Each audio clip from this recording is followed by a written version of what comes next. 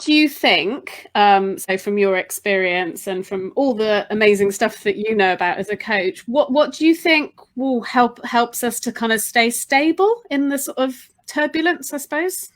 So the thing that's coming through in my mind is the circle of control and the circle of influence.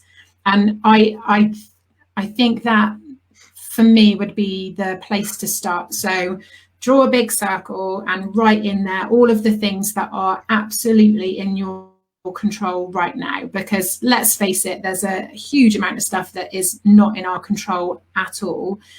Start with a circle of what is in your control and just list everything off, everything that impacts you and the important people in your world, and list off all of the things that you can control. And then an outside circle around that, and start to list off things that are not in your control but you can influence. So you've got some say over it, although it's not 100% in your control.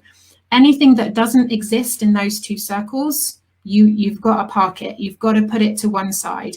There may be a time where that changes and it will move into the circle of influence, or it moves into the circle of control. When it appears in those, then you can give it your energy.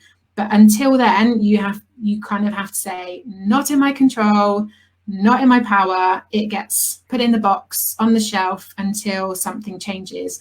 If you focus your energy primarily into that circle of control, you feel more in control, because you're putting your energy into things that you can change, into things that you can manage, into things that you can control, rather than throwing lots of energy into something that is probably not going to have any impact at all. So I'd say for most people at this stage, if you're really in that state of chaos, that's probably a good place to start.